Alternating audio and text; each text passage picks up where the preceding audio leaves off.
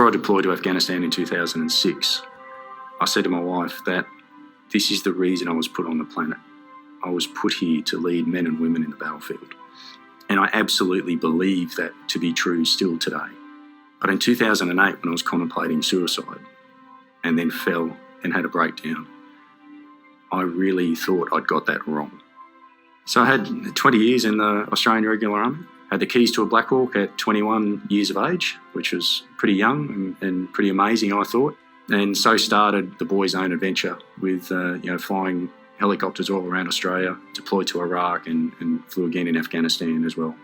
Enter Afghanistan, and then once we got there and were into operations, then yes, it was very quickly the real deal. I had a huge responsibility to make sure, as best I possibly could, that all of my people got home safely. And so all the Taliban fighting died down because they were now waiting for us.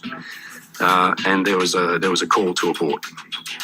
Ignore it. A couple of seconds later, we landed in our horseshoe, and all hell erupted all the way around. So there was tracer and heavy machine gun fire going down between the aircraft, across the front of the aircraft, the sides of the aircraft.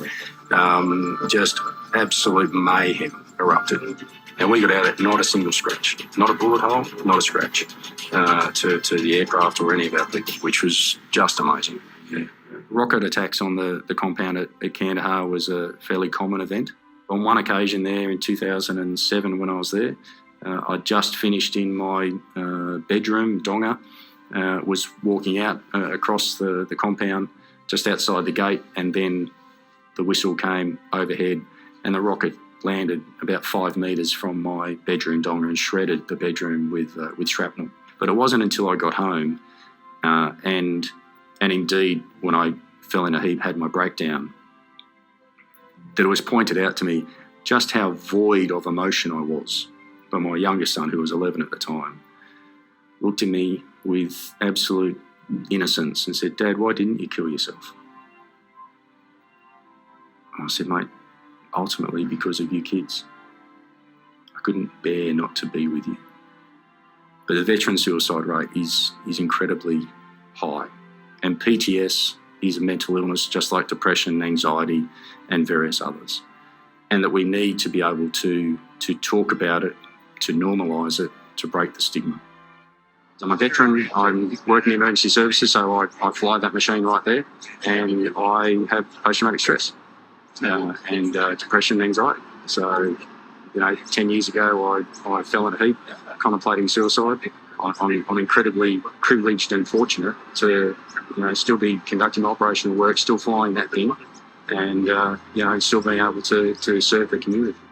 As I spoke about it publicly for the very first time, the response was amazing. The outpouring of emotion from men in particular to me, lots of them saying, "Your story's like mine, mate. I just haven't got the guts to talk about it yet." We really can get back to the top of our game again. My message is that mental illness is normal, manageable and recoverable for the great majority of people. But you've got to get help, and you've got to be brave enough to put your hand up and talk about it. It really does resonate at a personal level.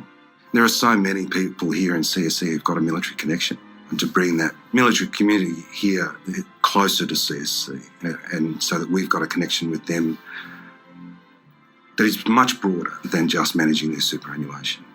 They're part of the family. Just like in 2006, my purpose was to lead men and women in a war zone. In 2018, my purpose now is to lead men and women to have courageous and compassionate conversations for their own sake and those of everyone around them.